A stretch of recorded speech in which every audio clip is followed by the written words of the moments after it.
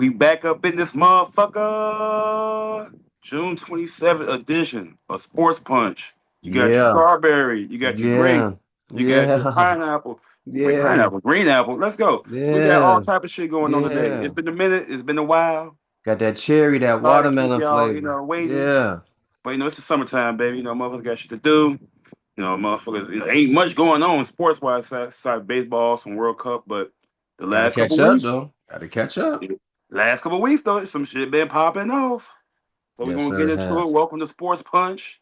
Your boy, Keith Too Tall. Yeah, My yeah, man, yeah. Brother O. Yes, sir. Live and direct, fresh in the flesh. Real quick before we move forward, today is June 27th. Today is my mother's birthday, so happy birthday to my mother who died Happy in birthday. June.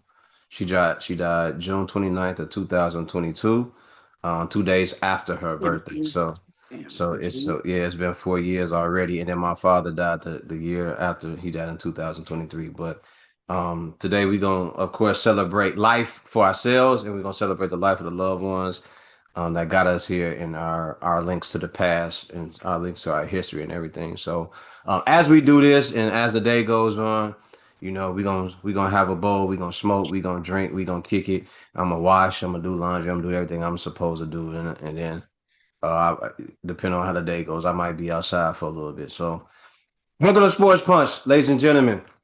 Salute to everybody's mom out there. Um, Or drink for them. I will pour it mhm. out, but I don't want to get on my floor and No, we carpet don't and put nothing shit. out, man. Cause nobody would want us to waste no liquor. So like, why we ain't gonna put nothing out? Yeah, true. Go All right. ahead, Well, kick it off, kick it off, so kick it our off, kick topics for it the off, day. kick it off. We gotta What? start since it's been a couple weeks. We gotta start off with I don't want to do this.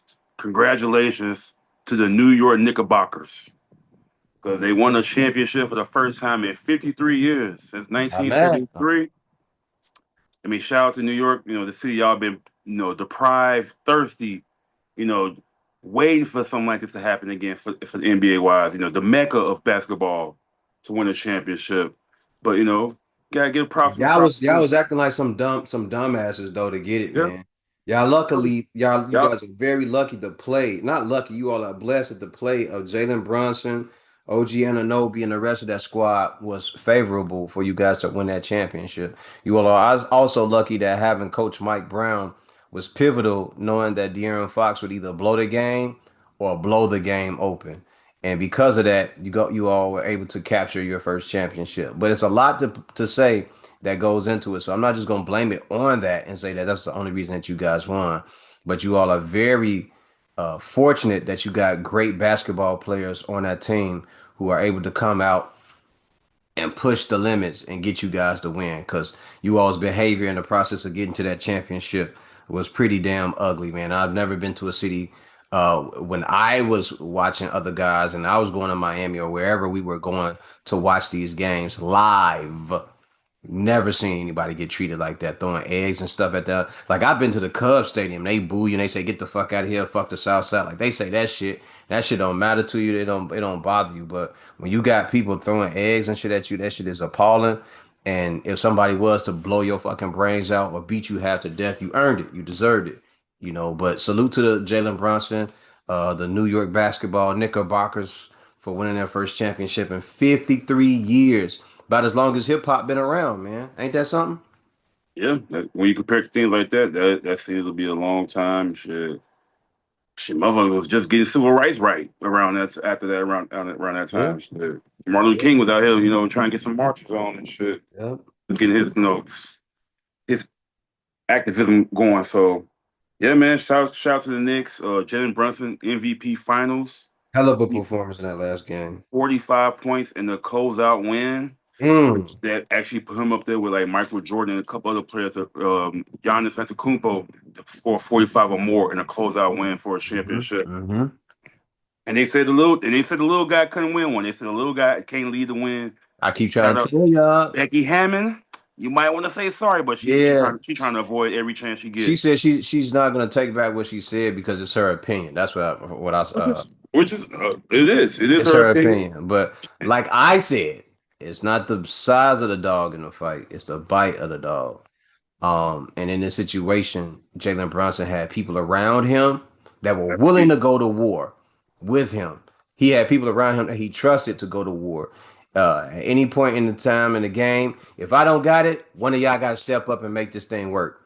If I'm not doing enough, one of y'all got to step up and say, "Hey, my teammate don't have it right now. I'm gonna go out here and I'm gonna get us a bucket, or I'm gonna go out here and do something defensively that will help keep us involved in this game because we are looking quite trash and quite ass, and we need to do something to affect the game." So salute to everybody on on that team that came through for Jalen Brunson and was able to make that championship. Like I lost my train of thought. Salute to everybody on that team for making that championship come into fruition. So here we are talking about it. Yes, sir. Then also that was actually they said that was the most watched final since guess when 1998 when the boy Jordan was there. Get out of here, really? Yeah, Wow, even over Braun and that series with the Warriors? yeah, man. I mean, Damn. like it's like kind of like the Cubs, like teams like that, like Cubs and the Knicks, who are heavily beloved by the team and the fans and like nationally for some reason. I guess because they one of the longest franchises in both sports, respectively. And just people just been dying for a good story or a good Yeah, like yeah. underdog or just comeback, wins. It's like, all right, they've been, haven't been that good since, since '99 when they went to the finals last time. Haven't won shit since '73. So I True. just think it's one of those like people just been waiting to see some shit like that. Plus, you had Wemby in there, which is like, all right, I gotta watch the alien try to get off and try to see if he get a win early in his career. Now, not only that, but we also cannot forget that New York fans will travel. They go everywhere, bro. They traveled, yeah, they definitely traveled, which it showed they traveled down to San Antonio or Hmm. wherever they played, Philly, Atlanta. They travel, so I Yep, give they them do that. travel. Yep, Like yep. And they did Chicago, I show think up. They did Chicago show up. we traveled well too, but it's Hell usually people yeah. that's already in that city, like from Chicago. But mothers actually will travel, take that flight, take that train, take that drive down, and watch their Hmm. team. So I was impressed with that. Um, I do want to say De'Aaron Fox jagged that series away, Good jagged that job, game De'Aaron away. Fox. Good I job, mean, De'Aaron still a Fox. little bad. You Who blew it. knows if Oh, you he come blew it. back? I think one of the Oh, you owners. blew it. I think all the. I think one of the owner's son even commented that he might not be there next year. So we'll see how that go. The parade looked lit for a little bit. The parade looked. They actually had ticker tape and shit, so they actually celebrated like it was 1973 again or some Yo, shit. did you see the woman that jumped up on the traffic light and she was up there minding her business, and then the Mhm. woman below her wouldn't allow her to get down, Yeah, and she grabbed her and she yanked the bitch that's off. that bitch. Yeah, She snatched and that bitch about there and then and got then, down there. The bitch got up, jumped up and grabbed her, pulled her pants down, and was hitting her in her ass. I was like, "Oh, you about to get your ass beat." You just let her know that you don't have any real aggression in you. yeah, just Like the that's what older got you just told her. You just the said, "Oh, you gonna hit me in my booty instead of waiting until I come down here, or just grabbing me and slamming me to the ground to teach me a lesson." So you ain't do none of that. So now not I'm about to get down here as a black woman or the if she might have been Hispanic or something like that, the Latina. She jumped down off there and she grabbed that bitch and she beat her ass until yeah. somebody broke it up. I thought that was pretty damn hilarious. That's what happens when you fuck with people, man. All she was trying to do was get down to another step. Well, not a step, but get down on a secure platform so she could get a balance and then hop down. That looked like she just wanted to get off the street light. The most disrespectful shit was when the old girl once you snatched her off that motherfucker pole and threw her down. She got to shaking her ass, twerking in front After of she that beat shit. her. I was After she like, beat her ass, she twerked in front of her and everything. Twerked, she did a flip and shit, a split, and she was bouncing. I'm like, man, and I just beat your ass. And we won a championship, ho. it's like, and these are Knicks fans, not like it's Spurs and Knicks. These legit Knicks fans fucking each other up. So that's how you know a lot All of New shit was York going Knicks on. fans, baby. I love it though. You know what I'm saying? Especially when something like that goes wrong. I mean, go something when something like that goes right.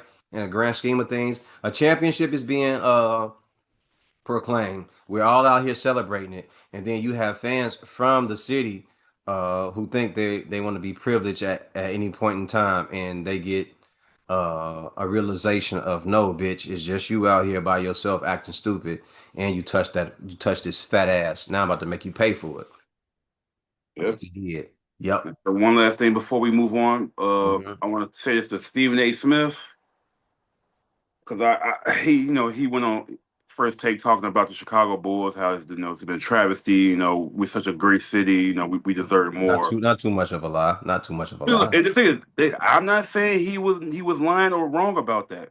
It's just I just find the timing funny and just like, okay, now that the Knicks finally won the championships, you want to go in on us about this. But if somebody was like, he's been saying this, yeah, he's been saying this, but it hasn't worked. But also, we've been saying this. People from Chicago been saying this. We've been saying this on the podcast ever since we started. So I Hmm. just think the timing of it is crazy. So, 'cause especially when he say that one, we got a new EVP, new coach, and we had the top four pick, top 15 pick. We got the most money. So for him to say that now, knowing that we about to get into it, getting the top four pick of Caleb Wilson, potentially showing the growth that we actually might be going in a direction one, but a good direction possibly if we do it right. So I don't want him to come back a year later or so be doing something. I told y'all it was me. I was the one that said call the NBA out and Chicago Bulls out. Everything changed because of me. Nah, Stephen A. is calculated and he ain't just saying stuff to be saying stuff out of No, his he's ass. not. We know that. We know it. And we also know that you know things behind the scenes, sir. So you Exactly. know what's going on with these things. You know it. You know better than we do what's going on out there. So anything that happens, we are. I'm quite sure that you're abreast of anything, any opportunity that may happen anywhere around the league, unless you don't have a good relationship with people over here. Salute to the Bulls for drafting Caleb Wilson. I know we probably gonna talk about that. I didn't get the memo or anything, but I know we probably Yeah. gonna talk about that. But it's a guy I told everybody watch out for. He's a guy with a Uh, very high upside. He's about 6'9". Maybe he'll probably grow a little bit more for the next 2 or 3 years. He'll probably sprout another 2 or 3 inches. Who knows? But to Caleb Wilson, all right. While you here, get you a coach that can help you work on your bag because I don't know what's going on under the Bulls management and the sports facilities and the people that they have in place to help you out, help you all out. But work on your bag, but work on that jump shot too. Make sure that you are a three-level scorer. Work on your bag, work on your handle. Make sure that you understand the playbook. Make sure you're working on everything and you're getting better at everything. Don't lack. Make sure that your game doesn't lack for anything because you're wildly talented. Your potential is very high. And I love the fact that the Bulls drafted you. But while you're here, young man, work on your complete and total game. Don't just be the guy that we saw that can dunk the ball and run the floor. Be the guy that can bring the ball up court when they need someone to be a facilitator or distribute the ball. Be a guy that can make a 25 foot, a 30-foot jump shot, but be a guy that can make a 19 and a 17-foot jump shot too. A guy with a turnaround jump shot, a fadeaway jump shot, a hook shot, and make sure that you're able to do these things all around on court, on both sides of the court. Like Michael Jordan said, you're not a complete player until you can do everything on the court, on every spot on the court, on all sides of the court, everywhere. Until you can do that, then you're not a complete player. So I'm very excited that we drafted him. I'm elated. I'm excited. I was clapping when they drafted him. I was hanging at one of the bars nearby in Hyde Park when it happened, and I'm happy that it's going this way. But to that young man, make sure you work on your game big time. Make sure that you invite the right people in, even if you got to go out and go to Phil Handy. If you got to go out there to LA with him, or you invite him here for a month and get your sessions and put it on the Bulls tab. Whatever it is, get your jump shot together. If you got to call Tracy McGrady and Vince Carter, get all that. If you need to talk to Mike, get in touch with Mike, brother, and get your game straightened out. You know what I'm saying? But at the end of the day, it ain't about how many people that you call to help you out with your game. It's about how much you want it. So, salute to the Chicago Bulls organization for getting him at the number 4 pick. Back to you, brother. Keep too tall. in addition to what you said, get your own doctor as well, because Chicago doctors or the Bulls doctor front office, medical team has always been iffy. So get you a personal, good, great doctor. If you gotta go to Northwestern, grab one of them motherfuckers. Get one of them. Make sure you get a second opinion always, or make sure you check with them on anything. But God forbid anything happens where I don't you want just. nothing to happen to him, but make sure that you are taken care of. You know what I'm saying? But like you Mhm. said, the NBA draft was this past Tuesday. Unfortunately, I had to play softball. I was hoping it rained or something. Like I could just come home and watch the No, draft, he but wasn't. He was happy to be out there, line mom. hell He no. was This is the happy one to game be I'm out like, there. oh, because it rained Sunday all day. It was supposed to rain Monday, but it didn't. So I'm like, oh, once it didn't, I'm like, okay, we're probably gonna play Tuesday. But let's go to the draft, man. NBA draft, one of the most highly touted, prospects list of players coming out in a long time. Yeah. It's been a Good minute. job. Good job. This was a Um, great draft, man. This is a great draft. Yes, it was. Yes, it is. Yes, it was. And one of the first drafts where like the first 15 picks, you could tell the teams liked who they liked and didn't make any trades really. All the trades came at like 15 and after, Yep. and it was literally just people just moving out of the first round or trying to stay below that second apron in the taxing and stuff. But yeah, man, just a recap of the draft. Uh, Washington Wizards with the first draft, pick AJ DeBonster from BYU, one of the Hmm. most heralded, players in the league coming in. Told y'all Uh, Darren Peterson wasn't going first. Y'all niggas could have bet me. I ain't a betting man, but I ain't just talking about you, bro. I'm just no, no, telling niggas I in never general. said Some Darren Peterson. motherfuckers. He had potential to be number one, but like Yeah, he did. it's just something about AJ is like he seemed a little. I ain't gonna say a little more polished, but It and ain't that's that what. more polished, is that his upside is just as great as Darren Peterson. Only thing he Mhm. doesn't have is the jump shot, which is something that can be worked on. But Yeah, the work ethic of him, and it's not to say, let me say this about Darren Peterson as well. We all know that you have a great work ethic. Like we are very aware of it. We know that you have good work ethic. It's just the way that things went in the last yeah, couple of months of the NCAA tournament, and the way that they played out, and it didn't look good with the things that you were doing. When to call timeout and the Charlie horses or the cramps that they say that you was having. I don't know. I wasn't there. I can't speak directly, but for those who are unaware, the way that they're making it seem versus what you're saying or not saying is not a good look. So it doesn't look good when a player that everybody wants to put all their eggs in the basket for isn't on the court in the most valuable, in the most pivotal times of the game. It doesn't look good for a guy like that. He doesn't make you look as valuable when no one's explaining these things to us, and you're not even saying nothing about the situation. So when it comes to the draft, everybody's already making their opinion. Had AJ DeBanza not been there, maybe you would have been number one. Maybe they just said, you know what, we're going to go in the right direction and we don't want to cause any more friction in this draft. But if I were the Washington Wizards, I would have maybe looked at that pick and say, hey, let's scale back and go down a couple more picks and get some better pieces because we want to start winning right away, or we want to be competitive in the East. I don't know what they plan on doing in Washington. I'm not over there. I'm not part of their culture, so fuck the Washington Wizards. Fuck everybody, really, if you're not from Chicago. If we really just being honest about it. yeah, But it's just me saying that because I'm from Chicago. But I understand why Darren Peterson went second. I understand why he could have went even farther down in the draft just based on other guys being there and depending on the needs of a team. You know what I yeah. mean? But salute to AJ DeBancer for going number one. Great pick at number one at 6'8", 6'9", because like I said, these guys may grow, may still have some growing to do up until they're 22 to 25 years old. Their bodies may still sprout. So we'll see what happens with these guys next. But I think that was a great pick for the Washington Wizards. Now you got a guy that can be a wingman, depending on what you do with Trey Young and Anthony Davis. It just depends on what happens with them next. But salute to them for getting that kicking off the draft like that. And Yeah. while I was doing that, I was like, oh, let me send him these updates because I don't know if his phone gonna give them to him. So while I was sitting there at the bar, I sent Keith some updates like, hey, number one, this is who they got. And I think I did it up until like the Bulls did their second pick, and then I jumped up out of there, Yeah, yeah, hopped yeah. about that So hole, and I went home. AJ, I think he slides right into the Wizards lineup pretty nicely at small forward. Like you said, depending on what they do with AD, like if they're gonna keep him or just keep him at the 4 or the 5. I think they're gonna. He like to play the 4, so I would assume he's gonna play 4. Alex Hmm. Sorrell play center. They're gonna be a young, lengthy defensive team. I will say that. I think AJ's chances of winning Rookie of the Year may take a hit because of Trey Young and AD. But who knows? Unless he just like a godly, just run through him type shit like Cooper Flag, run the offense through him. That's why I can see he could probably win Rookie of the Year. But I think it's a good pickup for them.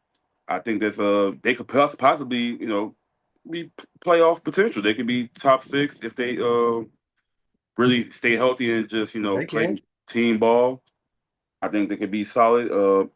Don't I'm calling it bold prediction now. Bold prediction. The tip off game for the Knicks will be against the Washington Wizards, even though it has really no sense of that right now, like any rivalries or anything, any story put up. But I think the NBA will want to see the NBA champions face off the number one pick, AJ DeBonsa, with his new teammates, Trey Young and AD. Try to get at least a somewhat of a Heard you. But I think they would go more for let's kick off the NBA season with New York versus Boston or New York versus Philly, something like that.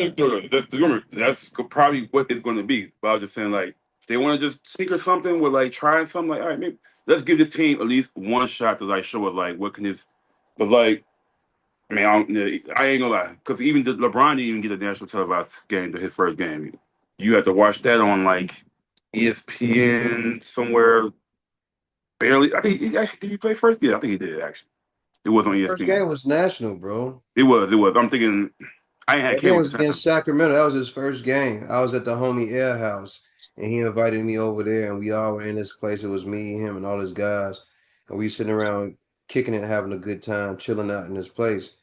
And yeah, he was like, "You think LeBron gonna be good?" I'm like, "Yeah, he's gonna be good." He said, "He gonna be better than Mike."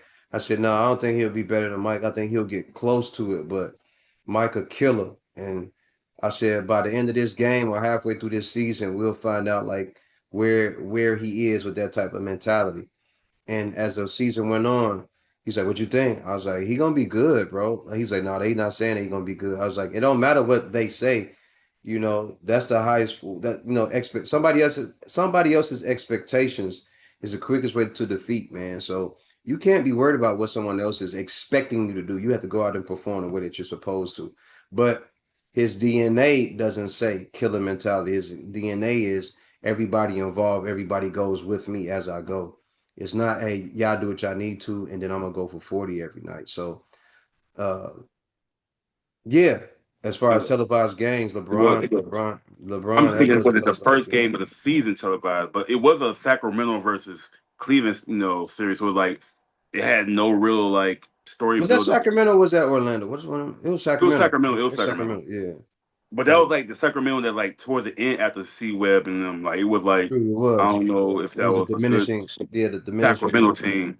So that's what I'm saying. Like it could be a game that I could see the Knicks play the Wizards the first game of the season. But like I said, they'd probably go more the rivalry route or maybe Yeah, a finals rematch. yeah. I mean, get an Eastern Conference team up in there. Who was the Eastern Conference team that they blew out? That was the Cleveland Cavaliers, right? We don't Cleveland know what's going to happen Cavaliers, to them. We don't know what they're going to look like. 76ers. Yeah, Yeah, yeah. so They I would they like to see smacked like the ass on. They smacked the ass on all of them. yeah. I would make it against one of them, bro.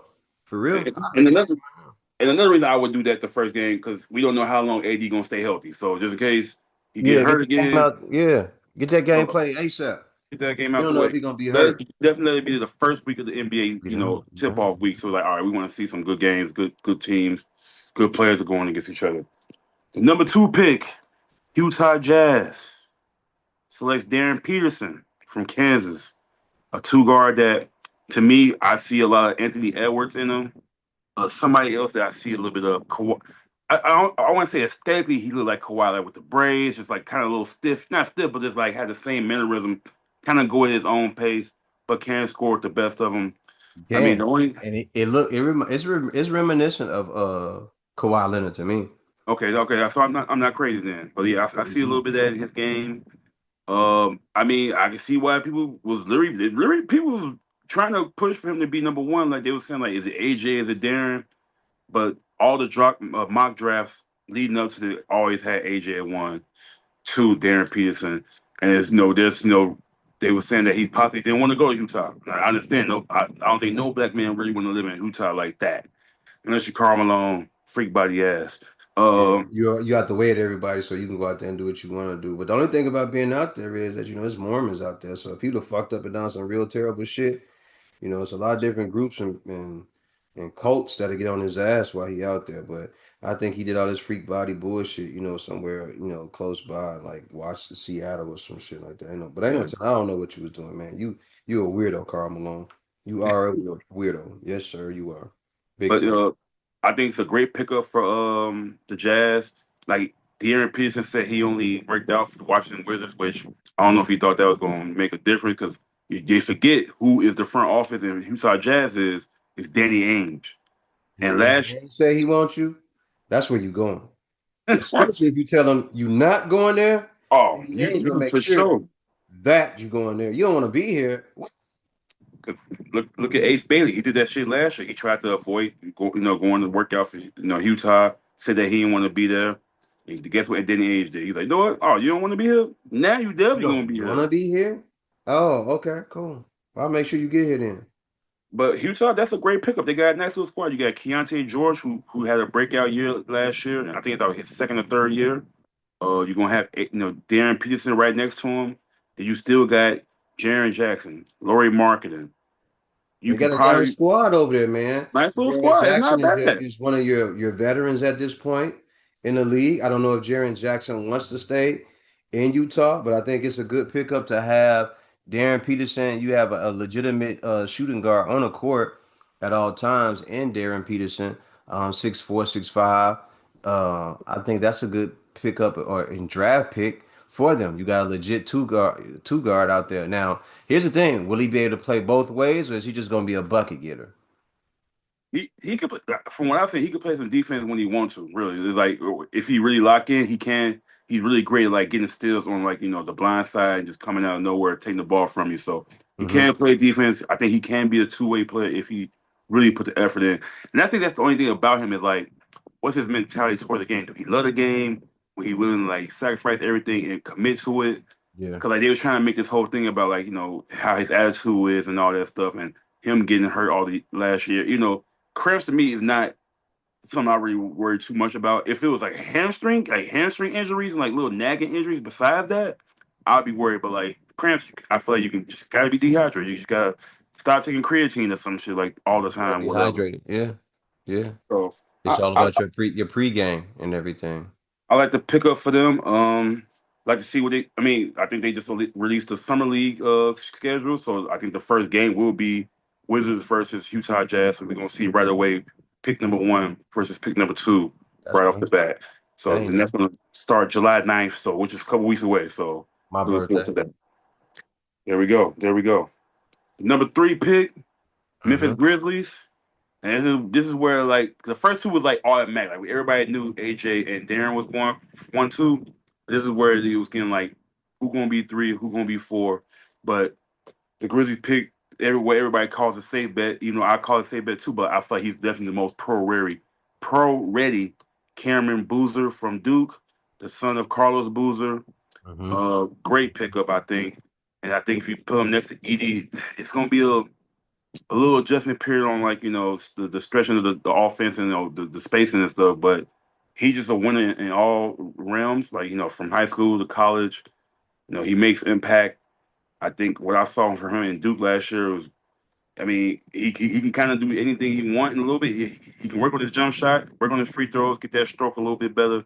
But as far as like going to the hole, post up, inside, mid range, rebounding, playing some defense. Unlike his dad, he can do that. People say he is a little slow footed, but not as slow as his dad. And his dad still played 13 years or whatever in the league, averaging damn near 18 to 20 points or 10 rebounds. So I Man, think his he do the father was exact six same foot thing. nine, 6'10", 280 pounds, man. Right. He wasn't a He small. Carlos Boozer, his father was not a small dude. All no. right. That was a big dude. You know what I mean? With a decent jump shot, and he would rebound the ball at a good percentage. His father was an average of at the height of his career was 20 and 10 every night. Yeah.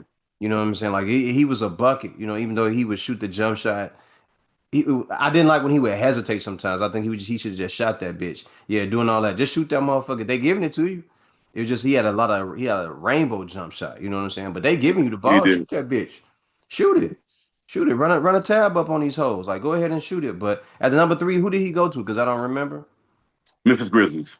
Memphis Grizzlies. So the Memphis Grizzlies lose a number four, number five type of guy, and you pick up this guy. So what do you think is going to end up happening With with the Ja job. Morant, with Ja Unit? Man, I don't know, like, cause they can still keep him. Like, if I'm Mhm. them, I'm keeping him. If I believe if Carlos Boozer is who he's gonna be, franchise chasing, he gonna accelerate your rebuild a little bit. It's just like how fast John Morant plays. He probably would have been better with Caleb Wilson to run, but I think Cam Booth is going to slow the game down for John Morant to where he can play half court offense and be more efficient, help that team. But I think if you pick and roll with them two, you got to pick your poison. You're gonna go with Ja, you're gonna stick with Carlos because Carlos gonna hit you that little 15 footer no problem, or go to the hole. That's the thing. He can go to the hole for a big man that he is. So and he's strong. Like, he's strong. Like people don't underestimate how strong he is. So he's gonna be able to withstand the wear and tear and the bruising in the NBA from the other power forwards and centers in the league. And you still got Zach Edey, who I mean, hopefully he can stay healthy. But if a big bite like that could cause some problems for the down low for the other team, and then Ja just do what he do. So it's just Going up to. back to, go ahead, go ahead, go ahead. I was just saying, it's up to if Ja want to stay there. If Memphis want to keep him, I keep hearing that he can still get traded. He will get traded, but if I'm Memphis, I see you might as well you stuck with him this long through all the bullshit he went through the last couple years. Hmm. See if a little refresher, a little bit, see how that Going goes. back to that draft with Zach Edey, I think that was a bad pick. I don't know why you wanted to have that big of a guy and then have Jaren Jackson out there on the floor too. I think you should have went Ja Morant, Jaren Jackson, and then kept Dez Bane or got someone else to fill that role for Ja. That way he had a definite shooter Hmm. on a court and someone who could play defense and drive the ball as well. Getting Zach Edey didn't. I mean, it made your lineup taller. You know what I mean? It gave you a tall lineup. But when you got a guy like Jaren Jackson, I don't think you need that. I think you should have made Jaren Jackson more of a feature in the offense. Yeah, we gonna get up and down the court and run, big fella. All right. I'm John Morant. I'm gonna get up and down this bitch and I'm gonna run. But I'm gonna make sure that you get your points. I'm gonna make sure that every all your hard work and effort that you're doing down there. I'm gonna make sure that you eat, and I'm gonna make sure that you get fed. You know what I'm saying? Whether it's 3 pointers out there or you taking a 19 to 17, 15-foot jump shot, and you definitely get your points in the paint and everything. We gonna run, but we definitely gonna make sure that we gonna slow the game down and that you get yours. But I wouldn't have drafted Edie in that situation, man. I think there was other guys that you could have got in that draft that would have made a hell of a difference for that team. But they went after Zach Edie, and so far for the last 3, 4, 5 years, I don't know how long he been in the league. I haven't liked what I've seen as far as his production goes. I think the game is too fast for him. What do you think? I mean that's just me speaking, but it seems like the game is too fast for this dude, like because he's not catching on to it. When he was healthy, he could play and like he actually was solid. Like he was double couple blocks, but I just think his body may not be necessarily ready for the NBA as far as how fast they go and everything. Like trying to keep up and a certain movements like your legs. You need your legs, man. You need your knees, ankles, like your back and your back, especially as a big man. If you got a fucked up back, that ain't gonna help. But I mean, at the time it sounded good. I was hoping a team like the Bulls would get him because like we needed a big man of some sort. But I just knew like there's a possibility of him just like injury wise, it could be more prone to him. But I got to look back at that draft to see who they could have got. But I think that was the same year they got rid of Dylan Brooks, and that what they did. They needed another defender type, 3-and-D guy with some passion, with some heart that will come in and help make that team better. So, I mean, hopefully, I mean, I would think if now like Zach, you can bring Zach off the bench. He don't need to be playing 35 or more minutes. Get him that 28 range to 30 spot minutes. When he needs to, and especially being in the West, you kind of want to keep him down with Wemby, with a Dave Mara going to OKC and all that stuff. So like it's gonna be some big squads out there in the West, and teams are going to try to match that in the East as well. It seemed like too. So we'll see. I would love to see what Cameron. I think Cameron Booth is going to be. Him and Caleb will have the best odds a winning rookie of the year because of the opportunity that they're going to get the ball probably most of the time, most of the minutes. They're going to be starting right off the bat. So I think that's a good chance. Cameron Woods could be rookie of the year.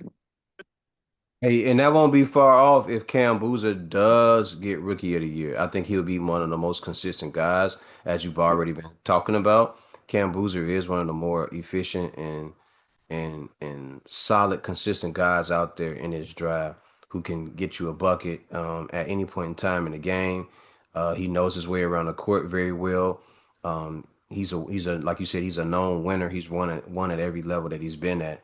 And you're getting like again, you're getting a solid guy. That is a solid piece to this team. So you know Yeah. what you're gonna get night in and night out. So even with the Bance and Peterson, whoever it is out there having a great time, they could easily go, hey, if you want, big fella, you can kick it up to 30 points if you want, 25, 30 points. And then he'll just go on a, there's no telling if they give him the range to do that, that he'll go on a terrific tear during the course of a season and put on a hell of a show. Like it's there for him to do that. Yes, it is. Yes, it is. So shout out to Cam Boozer and the Boozer family. I'm trying to look him up, Zach Edey. I thought it was a 2023 draft, right? What years is 20? Yeah, it should be about. I'll say that. Yeah, But his should be. name ain't popping up, man. It's His either name ain't 2023. popping It up. might be 2024 then. Was it really 2024, bro? So in 2023, it was Victor Wembanyama who was first, Brandon Miller second, Scoot Henderson, Amen Thompson. His brother went fifth. Excuse me. Hmm. Blah blah blah. Going all the way down. I don't see anything with a Zach Edey on it at all in the first round. Nobody is going after Zach Edey. Zach Edey, how did you get drafted? Kobe Jones. I don't see his name popping up anywhere. Where Zach Edey? When did you get drafted, brother?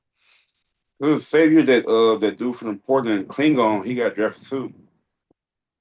Zach Edey. So it had to be. Yeah, I don't want to say it's 2022 then. No. In 2023, he was named the consensus. So maybe it was 24. 7'4" Canadian basketball. He's uh, I don't know. 300 pounds. 2023. Zach Edey.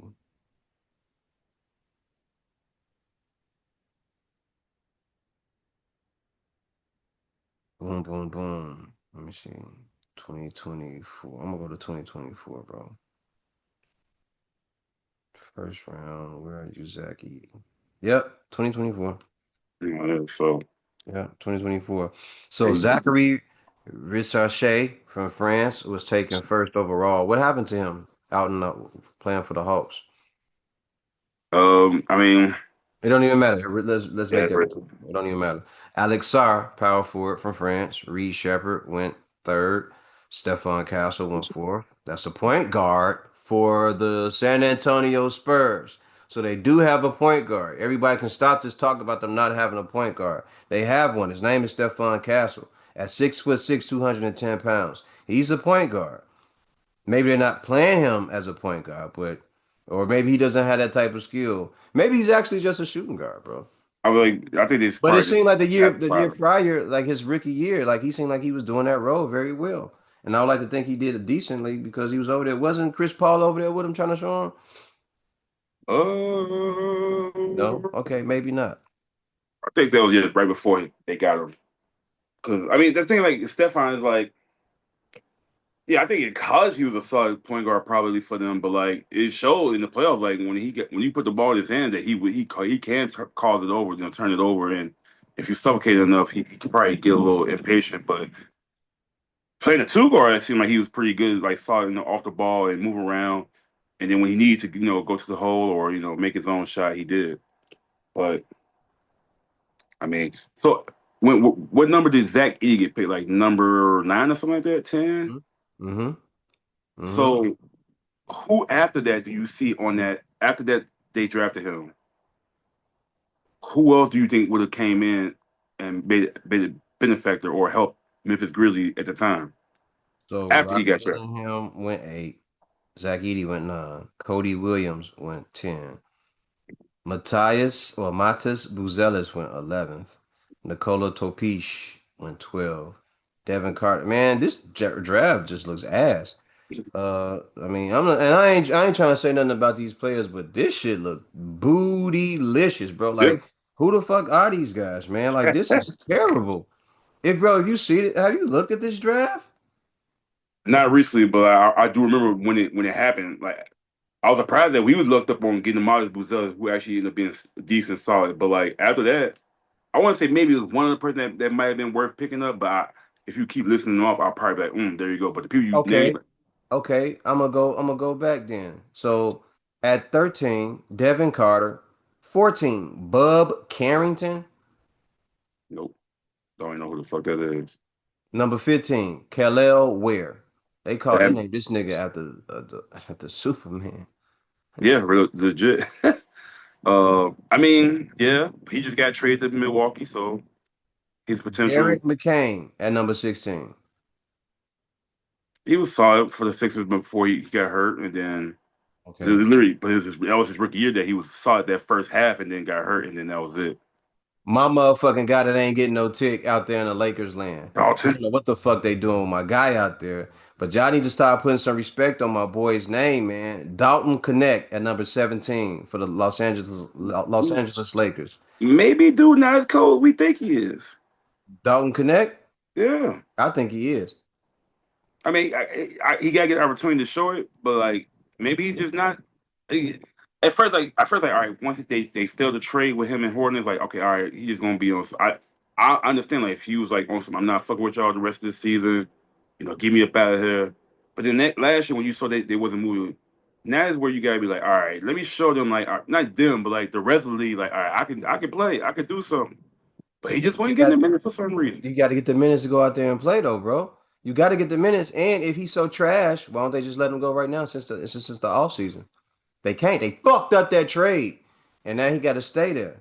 Yeah. Look, I'm not gonna name the rest of these guys, No, but yeah, I don't think it's well, worth it. I am because at the Dalton Connect, you got Tristan Da Silva, Jacoby Walter, Jalen Tyson, Eve Missy, Deron Holmes the second, AJ Johnson, Kaishan George, Pecome Dadier from France, Dylan Jones, Terrence Shannon Jr., who turns out to be a good player for the Milwaukee, I'm not the Milwaukee, the Minnesota Timberwolves, Ryan Dunn, Isaiah Collier, and then Baylor Shireman, who went to the Boston Celtics, who did decent his first year there. He did a hoop. This draft is Tons. doo. I don't know who's coming up out this draft, who's going to really prove themselves, but some of those guys, y'all got this. Y'all should have the space and opportunity to do it, but Yeah. this draft is So, doo doo. so from the sounds of it, like after the ED pick, which I think maybe at the time is still probably one of the better, like the best pick for them. But Miles Buzelis, Khalil Ware, maybe Missy or Messi from New Orleans that played for New Orleans. So why didn't they just get Khalil Ware at number 9 instead of letting him drop down to number 15 for the Miami Heat? Yeah, because like I would think, I mean, that could him and Jaren Jackson could have been a defensive threat and like athletic, front court for that team, running with Ja Morant. So yeah, but I think in You the got a moment, shooter in Dalton Connect. Why ain't y'all just get Dalton Connect at that number 9 instead of letting him slip down like that?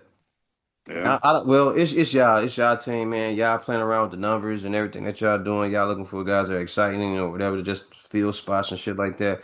I get it, but that draft is a simple man. That's anyway. free Ja. Now it ain't no free job. Ja doing that shit on his own. That's all Ja Morant. Ja Morant is doing that on his own. That's you doing that, buddy. You doing that. Work on your jump shot, young man. They wanted to endorse you so bad, everything was lined up for you to be $1 billion business on your own. Not just before you retired, before you read up and got you a big 300, $400 million contract. That's why Nike was lined up. That's why your shoes are dope. That's why I got a bunch of pairs of your shoes and I'm gonna buy more of them because I like the shoe. I like what they I'm did. I like sorry. that I can go on Nike and design my own shoe. So Yep. I'm gonna be designing a couple of shoes for myself that I want. Um, There's a lot of Gatorade that you pass up on. There's a lot of commercials that you're supposed to be a part of. There's a lot of endorsement money that you're supposed to be getting that's supposed to put you over the top so you can become a billionaire. And you can eat off your endorsement money. You will never have to touch your NBA contracts ever if you do it correctly. But you out here trying to be a gangster and a thug and a crip and tote guns and be this uh, antagonist out there in the world, and you don't even have to be, bro. You gifted in basketball. You need to worry about your jump shot. That's what you should be worried about. That's what you should be focused on because you're a gifted basketball player. John Morant, no one has to know about all this gangster shit that you want to be involved in. It's not even you, brother.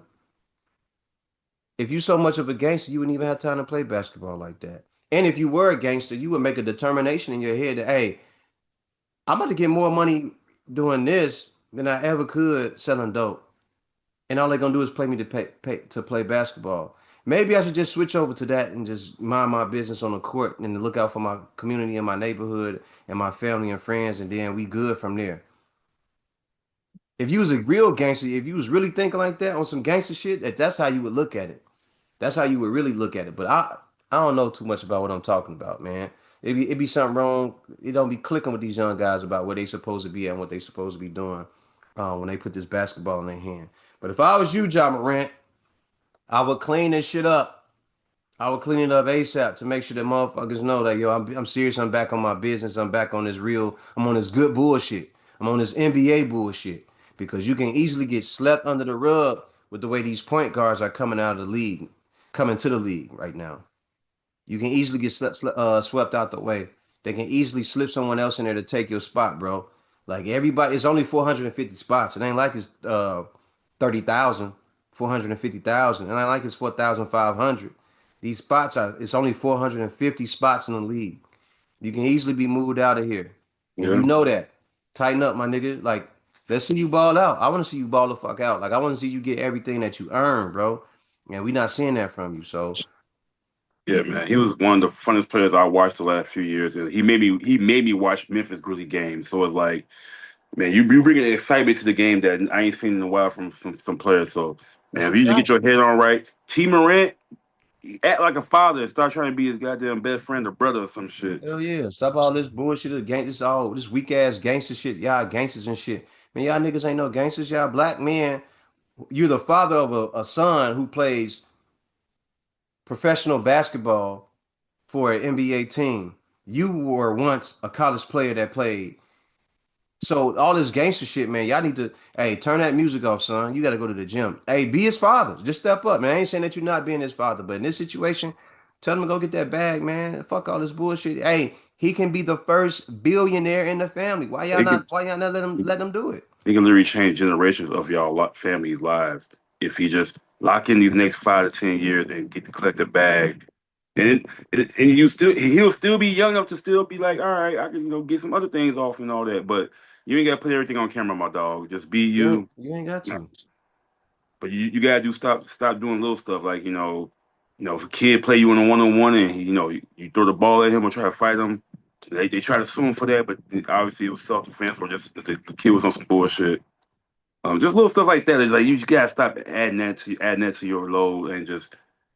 But also you kind of you gotta make up to your teammates too. Like you kind of like left them out high and dry and kind of left them looking for there shouldn't be a rebuild already when you just got drafted not too long ago. Man, listen here, man. You're in a position where in the next few years or at this point where there would be not only your NBA contract that's for a couple hundred million, but you would have endorsements for a couple hundred million.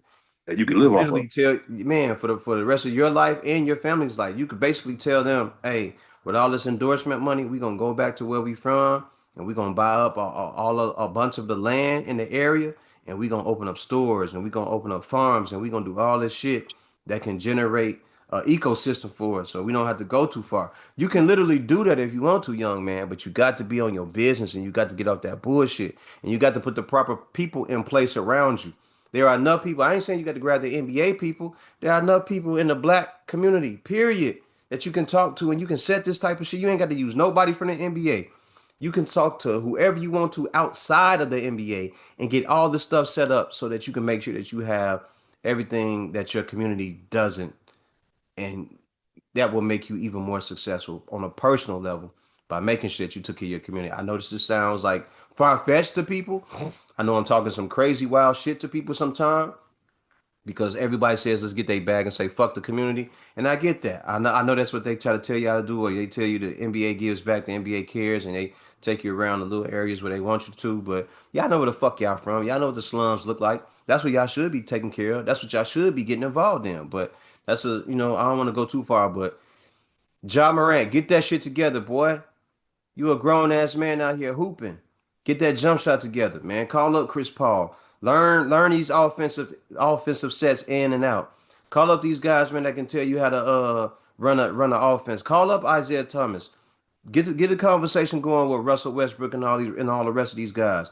Get on your defensive shit, man. Learn how to play the both ends of the ball, man. And get your game together because you are one of the greatest talents that we have ever seen.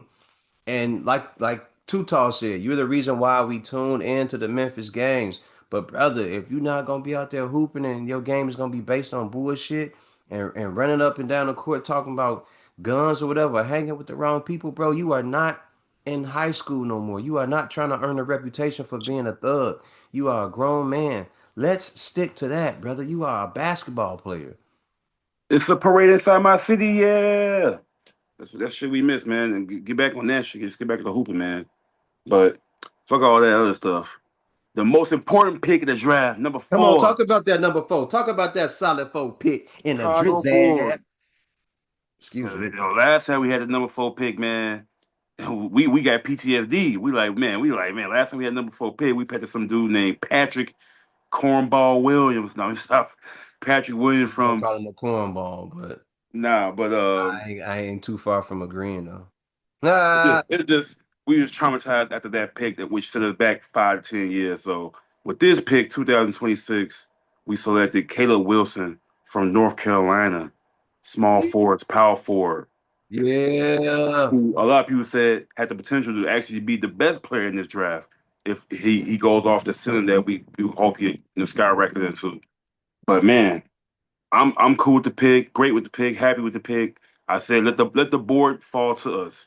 Whoever is there between those top four prospects, we gotta take them. If it was Cameron Boozer, I'm Darren happy. Peterson, AJ DeBonster somehow, but we got Caleb Wilson, who I think has similarities to more towards AJ DeBonster than those other two, or like has a potential to be as good as DeBonster in the league. And he actually played all three of them last year. He played against AJ DeBonster in a exhibition game before the season started. Mhm. The team lost by like two. It was a close game, great game, but both went in it. I think Caleb Williams had about 24 points. He had low key better stats than Caleb AJ in that Wilson. game. Yeah, Caleb Williams. Yeah, that's gonna be a problem in Chicago. It's gonna be hard to just get Caleb Williams No, it and ain't. Caleb We got the Wilson. ice. No, we got the Iceman. We know who the Iceman is. Caleb Williams is the Iceman. He's a polish. You know what I'm saying? Fingernail polish. Caleb Williams. That's the Iceman. Bears. Caleb C. Dub. Caleb Wilson. Now you got to earn yours. That's And it. Yes, that's the thing. He gotta do something for us to give him the he nickname got to earn something it. legit. But right now he gonna be C Dub or Caleb Wilson That's or it. Wilson. That's So, it. but That's it. I fucked the pick. Like I was saying, he went against those the people that went in front of him. Yes, He sir. lost in the game against AJ in the exhibition game, but I think had better stats than AJ. Went against Kansas with Darryn Peterson, had better stats than Darryn Peterson in that game, and he won against the Kansas Jayhawks. And then he played Cam Bruiser against Duke later on that year, where pretty much both had a crazy game where it was like 24 points each or something like that. And I believe North Carolina got that win as well. Actually gave the Duke their first loss of the season. And it was like 10-0 in conference play. So to me, he showed that one, he can play with these other three, and that he's just as good as they are. He gave probably better work or gameplay or affected the game as much as they did for their team.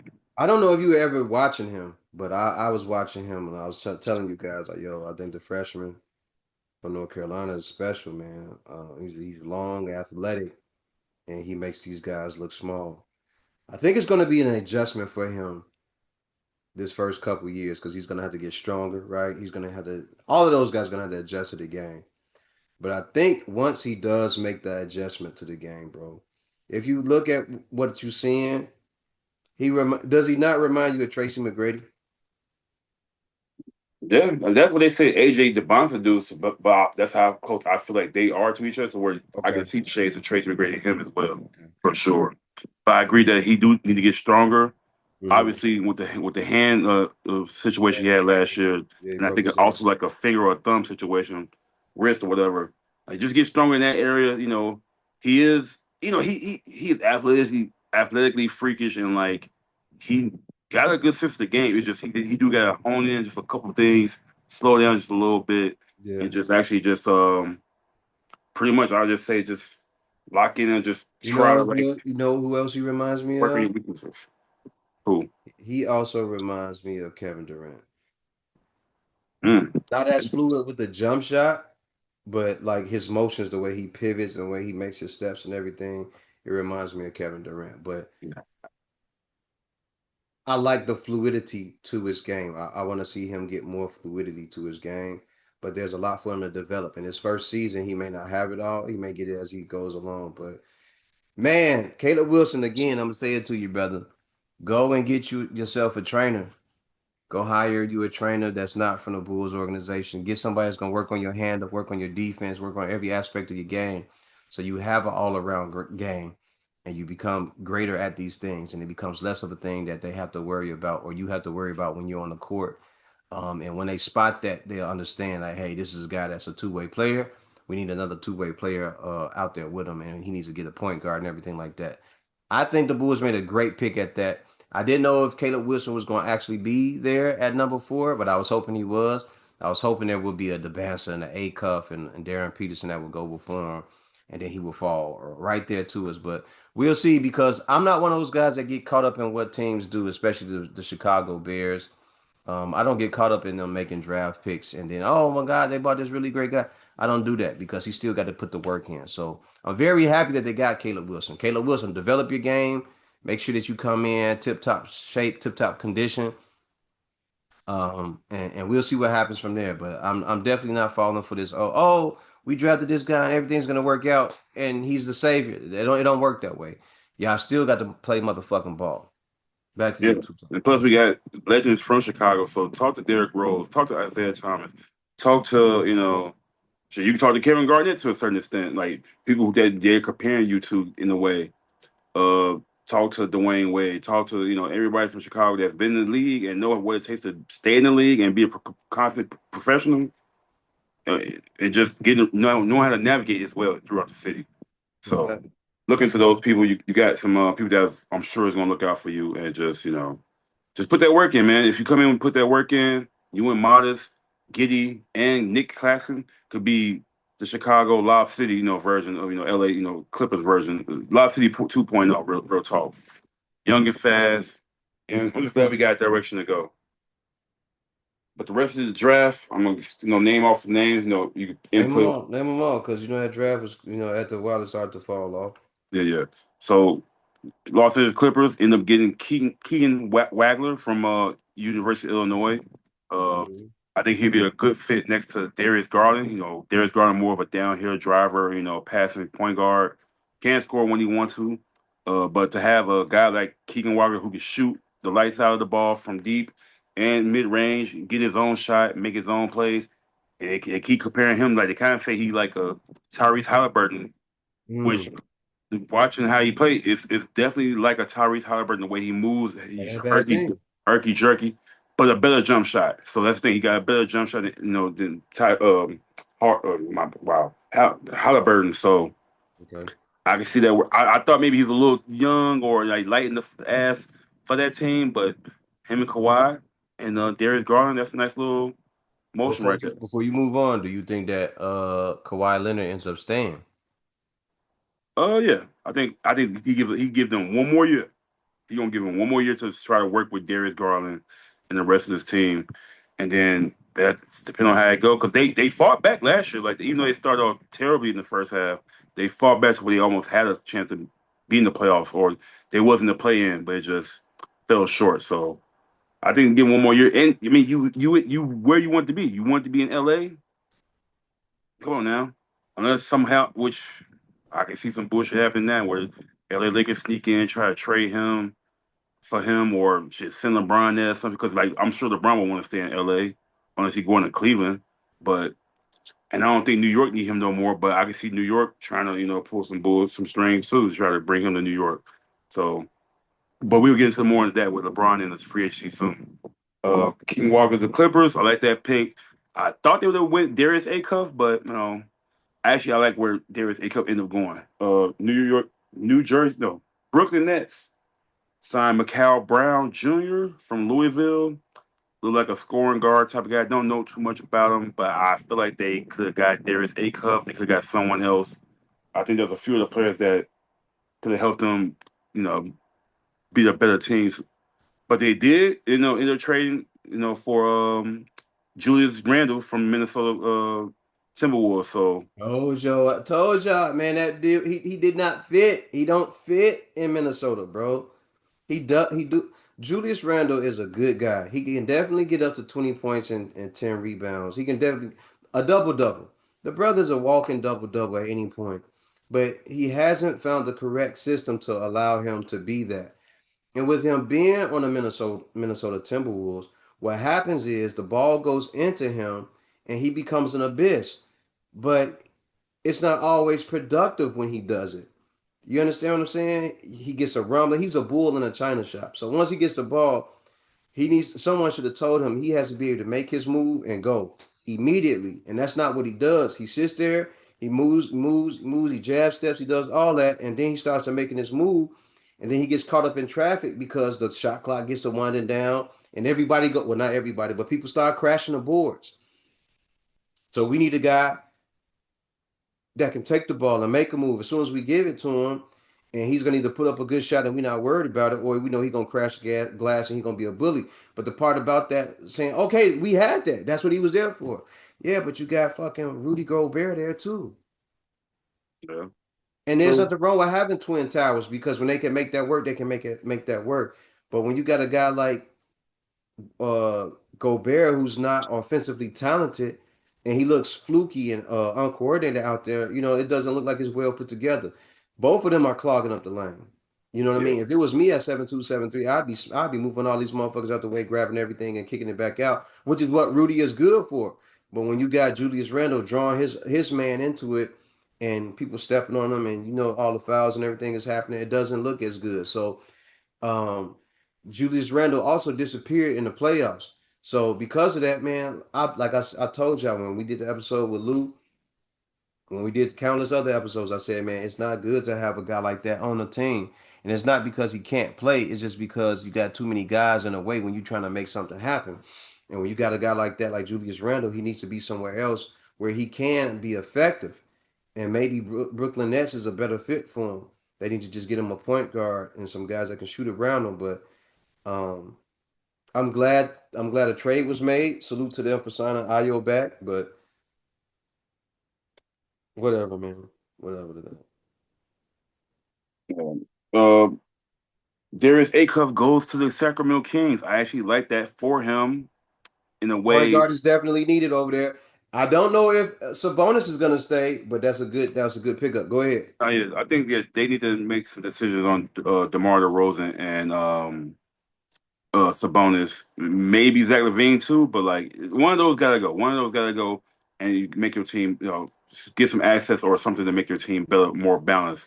But I do like Acuff going to a team that he can just be the guy. I think he has a chance to have rookie of the year, mentions because he's going to be able to have the ball in his hand and do what he needs to. Now I'm just worried about the Kings front office because they had at one point two great point guards on the team at the same time and got rid of both of them. And in this situation right now, but I think if you get Acuff, Levine together, maybe trade DeRozan or bring him off the bench, and then Do you if think Warren, DeRozan stays or he ends up in like a Clippers or Lakers uniform I mean, or a Golden State uniform? I would have said Golden State, but I feel like they drafted somebody and still got Jimmy Butler coming back, so I think that's Don't going mean to take nothing. away from That don't him. mean nothing. You got another option coming off the bench, like you were saying. Yeah, But it depends. Like if you want to keep moving, I think the top two teams for him would be like Clippers or Lakers to get home to LA. But I just think that DeRozan just need to have that conversation with himself and with the team. Like, hey, bro, kind of slow down the lineup for us, and kind of a defensive liability at times. He would be a great six man. I feel like on a good team that's in the playoffs, Yeah, yeah, especially a team that needs scoring off the bench when they star players sitting down, or you can give your star player some rest for a mhm, little bit while DeRozan work that mid range in just the game where he can just give you quick little 10 points for yeah, like an 8 minute span if you wanted to. yeah. So I like the pick up for a cup to the Kings. Like, We'll see if we passed on something that because a lot of people kind of something a lot of people somebody try to compare him like D Rose like. I ain't gonna say all that, but like he definitely has an aggression on offense that can scare you to where it's like, all right, he can make some noise and has, like I said, has potential to be rookie of the year. Uh, the Atlanta Hawks drafted Kingston Fleming from Houston, guard. Dallas Mavericks with a kind of a head scratcher, but now I thought about it, they had drafted Morez Johnson from the Michigan Wolverines, who was, I believe, the first person on that team as a championship team to get drafted. But now I think about it, the Dallas Mavericks actually signed the head coach from the University of Michigan that won a championship, Dustin Mays. So I see okay, that pick was obviously he knows his players more. So maybe he thought like Morez Johnson would be more of a better fit next to Cooper Flag in the long term for the team than the next few players that got drafted eventually. Milwaukee Bucks they drafted Braden Burries from Arizona. mhm. Uh, a pick that I was jealous of right here, Golden State Warriors. I think this would be a great fit for them and actually maybe extend another year or two for them to maybe win the championship if they really, work on it. Yaxel Landberg from Michigan as well. Wolverines. He started to show out in the March Madness, tournament from round one to the championship game. I was hoping the Bulls would try to move up to get him possibly, if not Adamar. But following after that pick, OKC just got richer. They drafted Ade Mara, the big center, the 7'3" center from Michigan, who I just think that's a pickup for, try to defend Wimby even more. And then, What you think they're gonna do there with that pick? I mean, besides trading it, Do you think he stays, or you think they get rid of Chet? oh no, they rocking with Chet, and they Say Chet. both of them stay. I think they want to see how that works first. See how they defend, teams like with Wemby on them or Hmm. any other team that's big squads. Like Hmm. I don't. That's the thing. Chet gave you a championship in his first year, so now people want to jump off the ship because he had one bad series against Spurs, knowing that Wemby has been going after this man for the last six Five, seven 10 years. years or whatever. Ever Yeah. since he known about Chet Holmgren, he been digging at Chet Holmgren. Wemby Because I been on mean, a mission to embarrass him. Chet was hooping the series before that got him there. So it's like I'm not willing to Chet Holmgren, make sure you stay in that gym.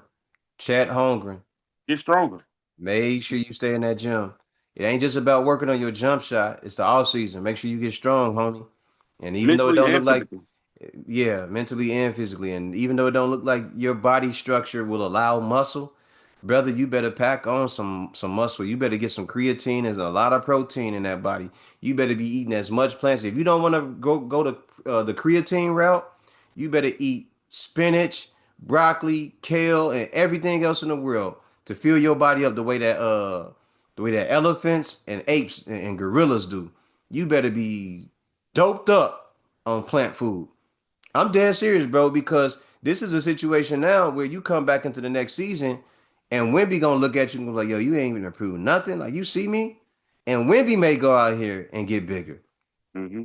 Which I said, yo, if he get bigger and stronger, it's a wrap. And I'm not saying big in the sense of he get balloons up to 300 pounds and he just like knocking people over. I'm saying big to the point where his game becomes more fluid and he's stronger and becomes more durable. He does what Giannis does. So you go from 210 pounds when you first get into the league, and in the next year you 217, and the next year after that, you 224, and after that, you 230, and he all right after that, and maybe he get up to 235, 240, Yes. maybe, not saying that he will, but he become fluid and he's able to do all that on the court, and then y'all really can't do nothing with a guy like that. So Chet Holmgren, you should be following suit. You should be gearing up to do something like that. You need to get bigger. You need to get stronger because you got him. You know, you got embarrassed, and because you got embarrassed, your team lost out in the playoffs. Everybody was, oh, Shea. And I said, Shea gonna do everything that he can. But y'all missing a piece, and then y'all gonna need Chet Holmgren to step up. And because Chet Holmgren wasn't averaging 15 and 10, because Holmgren ain't go out for 20 and 10. He ain't do none of that. Wemby sat there and did everything he could for his team and got y'all about the way. Hartenstein, you did a hell of a job early on in one of those games where you were doing you were shot putting or you was doing your hook shot, and that shit was going in, and then they went away from you. I don't know what was going on with this team, man. So uh but they draft that guy.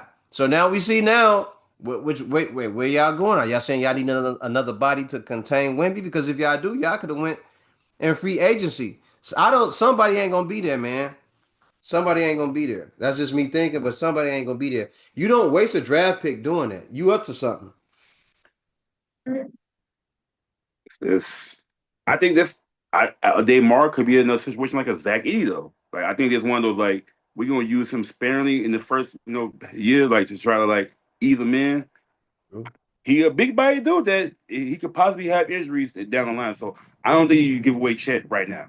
You see I how ain't this saying give first him away, but I'm saying there's somebody getting traded, man. Hartenstein might not be there, so shit they traded this dude Isaiah Joe, and I think they traded Aaron Wiggins. So they they got rid of slowly them giving too. away pieces. Yeah, they got rid of them. So that may be what it was, or they just trying to be bigger. I don't know. But So where did they send them? I, Isaiah Joe, I think they just got like a pick for that. And then Aaron Wiggins, I think that's also like cast considerations and like a pick. So I think they're just like reloading again. But you're right though. It could mean something down the line. I just think right now I don't see it. But we'll see what free agency is about to start. So we'll see. Maybe shit. Our first free agency will kick off, and we'll get a better glimpse of what these guys are thinking. Yeah, But there's nothing wrong with them getting rid of those two guys. I would have kept Isaiah Joe and got rid of Wiggins, but you also got Kason Wallace, who's going to be a problem in the league. So they got guys, they got players, man. They may want to. Harry Kane. Yeah, they got guys that are going to be serious hoopers. You just need to be able to clear that cachet and that palette to make sure that you can either pay these guys or get the best performance out of them, and while they build uh their reputation and they build their careers while they playing with OKC. And once they do that, hey, if we can't pay you, we appreciate what you did for this team, and we'll just move on. And we'll get some cash considerations, like you were saying, and some other draft picks or some other players that'll be beneficial to us. But it's something going on over there, man. For you to draft a 7'3", 7'4" guy like that, knowing that you already got Chet Holmgren, knowing that you already have Isaiah Hartenstein. So we'll see what happens. Yeah. And then follow up the last couple picks. He ended up getting Nate Ament. I don't know where he's from. I should have looked that up. Charlotte Hornets ended up getting Haynes Steinbach, who a lot of mock drafters had the Bulls drafting. This guy, the center power forward from Washington, look decent white boy that can run the ball, run the floor, can score a little bit defensive, blocking and stuff. But I mean, I think Charlotte probably needed that Nate more than Ament from Tennessee. Tennessee. Okay, and then number Traded 15 pick. traded to Milwaukee. Yes, right. Okay, It says makes traded sense. to Milwaukee. The Heat drafted him, but it says it was traded to Yeah. Milwaukee. So that was probably the pick that they got for 6'10", 200 Giannis pounds. joint. And then number 15, the Bulls again, back up, bitches. We back up. 15, we had drafted Dalen Swain from Texas, Now guard, wait, which let's talk about that. at the time, I'm like, who? Now, I mean, I ain't gonna say who. I've heard of him, but I ain't see too much of his like, tape or whatever. I go back, and then a lot of people text me on from A like, who the fuck or why we draft him? And my bad, because thing is, I'm thinking when we was gonna get Cameron Carr, that's not who I was thinking of. I was thinking of Cohen from Michigan State. That's what I was thinking about. Cohen Carr. That's what I said. That's another explosive guy. That's what I was talking about. I don't know about no Cameron. I was saying Cohen Carr. Michigan Yeah. State. Keep on going. But yeah, so we ended up getting Swain, and I looked at the highlights. This is a downhill player that likes to go to the hole, and he finishes well around the hole. Jump shot could get worked on. Not the best 3-point shooter, but it ain't trash. So like I heard the same thing about Miles Buzelis, and Miles is actually a solid 3-point shooter in the NBA compared to what he did at the G League and in high school. But Dennis Swain can be a two-way guard. To play some defense, high energy, down the hill, go past you, blow past you. Which I've been saying we've been needing a player like that for a long time. We haven't had a guy who can go to the hole, make mid ranges or floaters, lay the ball up with no problem. Have a great finish at the rim. So I'm liking what Edwards is doing. Our EVP. They say he's known for scouting. He's known for player development. So maybe we end up getting a really good player that some teams I heard that wanted to get Darryn Swain more than we thought. So It you says know, NBA pre-draft analysis 6'8", 220. 6'8", 220. That's a great body build for NBA for me right now. So and we need that. We need that. We need anybody that's physical that can play some defense and can score or have a at least a niche or something that he's really good at. And he's really great at going to the hole. So I like the pickup of him and Caleb Wilson. And then, also the Bulls, somehow, some way. And this is what I'm saying. What I like about this dude, Edwards, is this man somehow, some way was able to get included in the trade, three-way trade, where the Minnesota Wolves sent Julius Randle to the Brooklyn Nets and Minnesota got Mo Gaye, and a 26 second round pick to Minnesota. But somehow, some way, in the mix of that, the Bulls get Nick Claxton for the Brooklyn Nets, starting center, athletic, play a little bit of defense. Had a couple years ago had like a 2-point blocks per game, but kind of fell off. But he playing for Brooklyn Nets, so I'm pretty sure there wasn't much motivation to be like as great. But I like to pick up because I've been saying since we had Vooch that we need an athletic big man that can Mhm. protect the paint. And when a player like Josh Giddey, you need a center that can get alley oops or get to the hole easy, where he can just make the pass any kind of way and get an easy score. So I like that pickup for the Bulls. So it gives us athletically we're better, can switch a lot better, can maybe, with the length of Caleb Wilson, Modest Buzelis, and Nick Claxton, make it difficult for teams to get to the hole or get some shots off in front of them. So the Bulls, good job, man. Like I'm liking what this dude doing right now compared to AK right off the bat. And that was like 20 million that we ended up paying coughing up for him for the trade. Like that's all we did was take his contract, and that still leaves us with 30 million to spend this off season. So I'm liking what and this one of those ones like we can see for the next year or two if we want to keep him or not because we only got 2 more years I think on this contract. So Yeah. it ain't one of those like, all right, we stuck with him. We're gonna see what he do, and if we gotta move on, we will and find a better center. But as of right now, I like what the Bulls are doing, especially with the youth movement. We still got some free agents to pick up, or if we're not gonna re-sign the ones we do have, which we have a lot. But I'm liking the direction we're going, like the direction we're in, and we finally picked a side to go young and like get athletic. So shout out to the Bulls, and I think also Minnesota Um, owed us for that Io the sumo trade. That is like, let's throw Chicago in here, get them something for Io because Rob Dillingham and whoever the fuck else we got for him. I'm watching you motherfuckers. I ain't trusting y'all.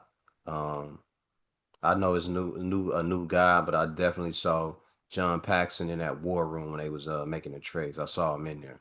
So I don't trust none of this shit. We'll see what happens. You know, I they will might, give Gar Pax, Paxton. They at least they was doing. We was going to the playoffs. We were in the playoffs. yeah, whatever that. Um, Better than not being in the playoffs in the play in for the last five we've been in six the play years. in. We've been in the play in for the last Like few you years. want to keep doing that? I don't. I don't. Get rid of all them motherfuckers. I told you I could just hire me.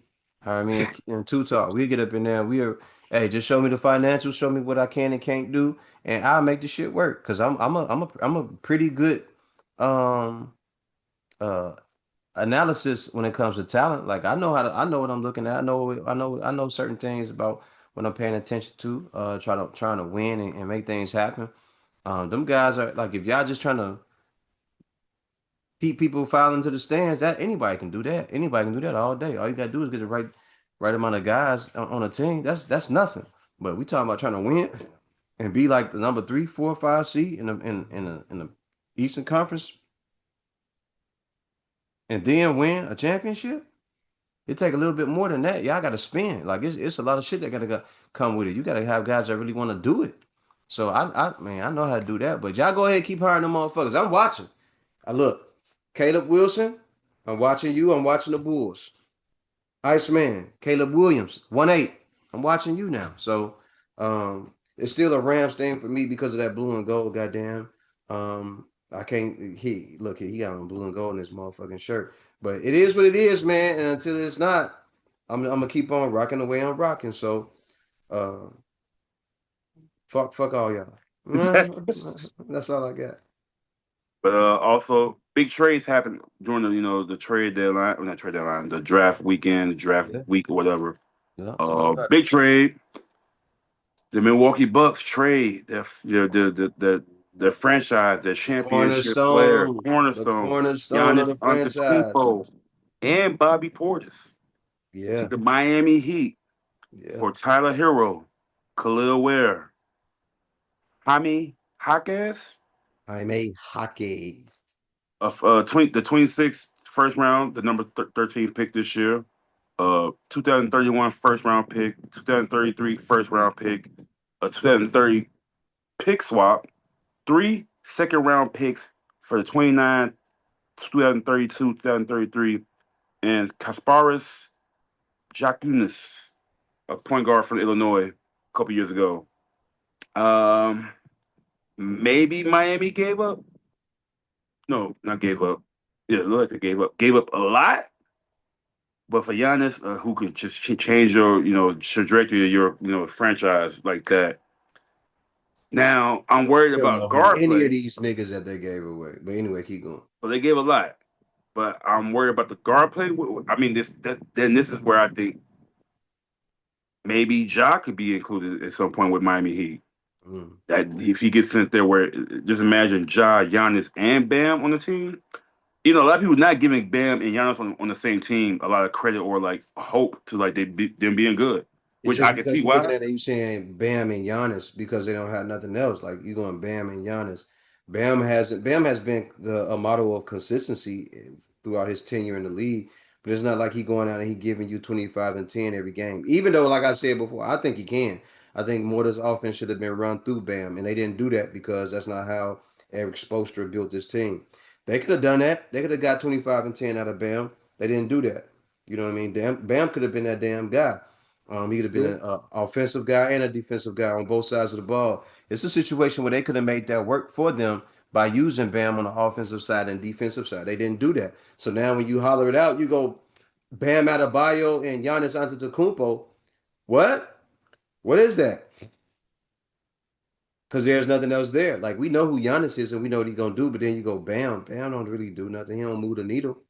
But Bam is a hooper and he knows how to hoop. They just need a guy. They just need a point guard over there, and I think they got. I don't know if Norman Powell is going to still be there, but they got some decent guys over there, man, that can hoop with them. yeah. I mean, Norman Powell definitely going to be open for a lot of shots now with Oh yeah, Giannis coming down the hole. oh yeah. But I think another play to be made for Miami to get like a legit point guard. 'Cause I mean, you traded the guy from UVA who was a point guard. You traded Tyler Hero, who was like your main guard. You traded away Oh, Khalil I Ware. would have got rid. I would have got rid of Tyler Hero too. Jaime Jaquez. Like you gave up a lot. The picks you traded away, like hopefully, you know, Miami State. I mean, who knows how long Giannis stay in Miami? I feel like this may be like a 3, 4 year thing, maybe at most. But he's already what 31. So you get in the back end of his career where like, maybe like hopefully he don't slow down. And but you got he's always used his athleticism and speed to get past blow past motherfuckers. And this is where James Harden said, I gotta use my skill. So you better hope that Giannis actually builds some skills to where he can actually when he get older, you know, he Well, don't that's got one of the to. things that we know he hasn't done. I've been saying that for years since we saw him take off the last 5 years, 6 years of his career, where everything was get the ball and drive down the middle and just dunk it. That's all fine and dandy, but like I tell everybody, you gotta have a well-rounded game. So as you get older, you're not gonna be the fastest guy running down the middle at 6'11". There are guys that are gonna be able to stand in front of you and block the lane. Boston learned what to do. Put up a wall. He can't get through three people. We can run through a 1-3-1. We can run a 2-3-2-3, a 2-2-2, 2-2-1. We can do different things to keep him from doing that. So when he get in the lane, he can't post up. He can't not post up. He can't get through the lane and just make easy layups and dunks. Giannis, your jump shot, brother. Your jump shot got to be the most. You got to be consistent. Hitting free throws. You got to get better at that. Having a turnaround jump shot or a hook shot, like you need that. And if you're not gonna do that, we're gonna see where your game is, and it's gonna be a thing where it goes from skill later on in your career to just being power. Like I got to power my way in. I got to just like do all these other things. You know what I'm saying? So we'll see what happens. We'll see what happens with this 15, 17, 19-foot jump shot. Having Bobby Portis is good too because Bobby Portis can get you a bucket on the outside and on the inside. But Yeah, you I just thought that need was a this. good pickup for them. That's a good pickup. You just need the space and the room to do that if he comes off the bench or if he's starting. If he's in there with Bam or if he's in there with Giannis. You got to be able to make space for a guy like that because Bobby is a bruiser. He's a no nonsense type of guy, but he's a good piece to have. Yeah, true. So we'll see how that works. I can We'll see. see once the draft not the draft deadline, but the trade starts to open up, and we'll see what moves get made for everybody. Sir, another big trade I definitely didn't expect, but you kind of heard throughout the year that he could be on the move. But the Charlotte Hornets trade their number two pick from 2022 3, LaMelo Ball, to the Minnesota Timberwolves Mm-hmm. for Nas Reed, Oh yeah. 2033 unprotected first round pick, the three number first round pick swaps 28, 2028, 2029, 2030, and three second round picks from 2029, 2032, 2033 with for LaMelo and Josh Green. Now, I don't know if Adam Silver, I'm pretty sure Adam Silver is going to have like any type of bleep button or any like the PR team in Minnesota gonna have to deal with some shit this year because having LaMelo Ball and Anthony Edwards on the mic after a game is gonna be hilarious, but probably some of the best basketball we've seen like between two players like linking up on the same. It's gonna be a fun team to watch, Well, I we're gonna believe. see what happens. We're gonna see how funny this is or if they gel together very well. Um, Anthony Edwards is a dynamic player on the court. I don't know how well this would mesh up with having LaMelo. yeah, I don't know how this is gonna go. We'll see. Yeah, it can get ugly. A lot of people seeing the positive side, like the optimistic side, like it's gonna be a fun team up and down. We'll see. But We'll I can see. see this. I Melo can don't see. play I no can see this defense. He going can shoot the bad. kill. But Yeah, he don't. I think it Yeah. depends on what they do. Now you traded Nas Reed and Julius Randle because I thought they were gonna keep Nas Reed just to one. That's what you. I think that's where they messed up. You keep Nas Reed at the four because you have Rudy Gobert takes up the calls up the lane. So Nas Reed stretches you out and kind of not like what Cat did for them, but like stretching them out to where it helped them spacing wise with Anthony Edwards going to the hole. And now you got LaMelo and Anthony Edwards, and you still got Jaden McDaniels, who if he continues to take that next step, which he did this year, like he kept showing like he's getting better and better and being a factor. That now we gotta see what you do in that power forward position. If you go get somebody that's like he's solid on that team that can help stretch y'all out and like be a contributor in the playoffs, it can look like a great move, or it can be I can see it going really bad. Hey, what's that rumbling? I've been hearing it, but I haven't been seeing it. When you move or something, something is rumbling. What is that? Something happens when you move around. Keep on talking. Keep on talking Yeah. though. Something. So I mean, it's going to be a quick team. I think Minnesota going to be fun. Oh yeah, I would assume we just got re-signed. I mean, Dante DiVincenzo is going to be probably hurt from half the season because of like his Achilles tear, but him coming back, will help the team That's as another well. piece that they have. Yeah. And the re-signing of Io. Yeah, and he just got it back. I think it was like 4 years for 5 years. 115, Yeah, 5 years. 5 years. Okay, so get the bag, my brother. I was hoping that you come back to Chicago somehow, some way this year, but Fuck that, motherfucker. They traded me. I'm not coming back. I'm going over here to hoop with motherfuckers that want me here to hoop, man. If you wanted to do something dynamic, y'all should have got rid of those buster ass niggas that was already on the team where I was playing and they wasn't hooping as hard as me. All you had to do is look around, look at the team and say, who ain't hooping as hard as these niggas right here? yeah. So, and now with LaMelo gone, the Charlotte Hornets just re-signed Kobe Kobe. Kobe White. I think he got 3 years for 74 million, something like that. Um, It's a I mean, I lot. always feel like he's great 6 man off a good team, so I would like to see him like stay as a 6 man, but he probably going to slide in that starting point guard position with no Lamelo now, and have Con Knipple, my boy, That's what you said. small forward Brandon Miller.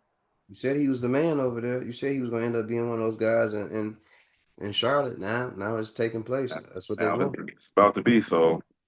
Uh, I mean, we'll see. These are interesting moves at least I could I can appreciate that. Some moves are being made in NBA, making it interesting. While this little downtime for the NFL, NHL is done and stuff. I'm hearing rumblings that Jalen Brown could possibly still be traded, is on the horizon from the Boston Celtics.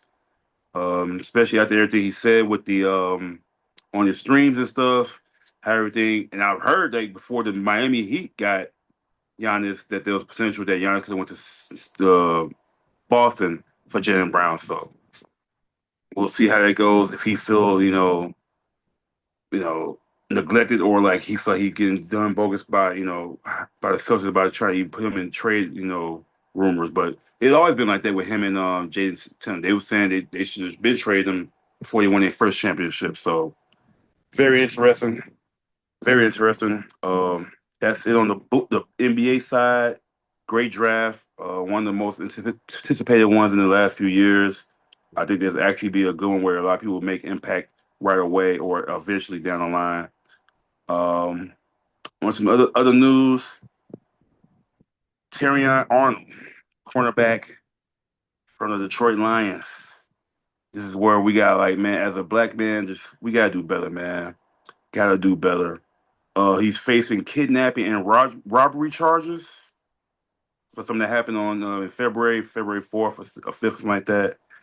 It was crazy. Like him and Pat Surtain had a podcast just talking about regular football shit, and I was looking forward to watching that every week. But now I'm starting to see why they don't do it anymore.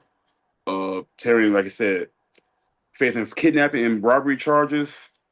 So supposedly, allegedly the day before that supposedly kidnapping happened, Terrion Arnold had over like 200,000 worth of jewelry stolen from him in his Airbnb where he was standing at in whatever city that he was at that time. And not even like a couple days later, like literally the next day, somehow, some way, allegedly, that he, planned or, conspired conspired a kidnapping of the alleged victims that he thought stole his jewelry and stuff, and lured them in, hiding in the closet and stuff, try to bring some people, lure these people in. But the only thing is, and I thought I put this on Do Not Disturb. The only thing is, the people he kidnapped was not a part of the robbery. So that just makes it even worse. Like you didn't even get the right people to do this for. So So he jumped out the window and went to grab these people, and he grabbed the wrong ones that robbed him. yeah, He two out of thought the three people. Yeah, two out of the three allegedly. people that he thought what it was supposedly not them. So they was like, oh yeah, get him up out of here. And it's just one of those situations like, man, like we gotta do better, man. Like you can't just think right off the bat or just like, not think at all. Just you gotta if you're gonna go through something like that, you gotta definitely plan it out a lot better, do less of some bullshit to where you can get caught up like this. Bro, like you did all this for what though? Like to get $200,000 is a lot of money, especially in jewelry. I would hope you got insured. You would think, That's why I right? wouldn't have done it. That's why I wouldn't have done it. If you got the jury insured, you ain't have to do none of that. You have to go Yeah, back and get nobody. exactly. So that made me think You ain't maybe have he to do didn't have none it of that. insured. or if he didn't, it just didn't make sense to do all that. Two Like hundred you, thousand dollars as an athlete, that's a lot. You saying a lot. You're basically saying I'm gonna take justice into my own hands for this situation. literally, But it's 200,000 you spent on jewelry, fam. You supposed to have a policy on that. yeah. But you also a player in the NFL making millions of dollars. Like you gotta be away from this. You can't be nowhere near this.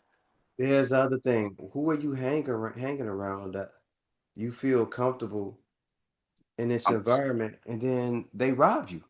Who are you hanging around?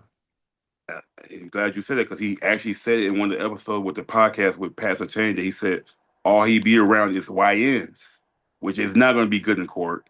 All I be Or around is young niggas. So what did you expect was gonna happen? yeah, I mean, you would just think like, man, like And I shit. don't call them young. I don't call them YNs. Just so everybody know, I don't do all that YN shit. They young men to me. They young brothers. They young kings to me. I don't do that. If y'all associate with people that y'all call YNs and young niggas and shit like that, keep them over there because them niggas they need discipline and y'all not disciplining. Y'all hanging with them. Y'all letting them. Y'all allowing that behavior to come into your life, which means that it's okay for whatever bullshit they got going on to come over there to where you are. And I reject that. I reject that. Any young niggas or YNs that end up hanging around me, you ain't gonna be there for too long because you need to have priorities. You need to have your priorities straight because there are things happening over here that you will enjoy more than you will hanging out in the street. Yeah, There's yeah, better women over here. There's better opportunity over here. yeah. Something That's a about that fact. that penitentiary or prison mentality that motherfuckers. That shit y'all doing out there gonna get you locked up or killed. So And man, I don't want to hopefully, spend. I already work for people. I'm not trying to work for free for nobody. yeah, I ain't you trying to get basically told. I'm not trying to get the toll. I go off when my alarm clock goes off. I sleep for another 30 minutes to an hour. When y'all and hop up in them penitentiary cells at 5 o'clock, y'all up when they tell you to get up. real talk. Like you basically become a slave You are. the city or not city but the state. The 14th Amendment says no man can be considered a slave unless he does what? Commit a crime, an injustice, and becomes a part of the United States Penal Code. The penitentiary industrial complex. That's what y'all end up being a part of the penitentiary the industrial complex, the penitentiary industrial complex. That's what y'all end up becoming a part of. And not only that, like even though I feel like kidnapping, not kidnapping, is that is wild, the robbery charge, but like he's facing like life sentence, like As a not none. football player, Yeah, as a football player, you gave all that up to prove that you again a gangster.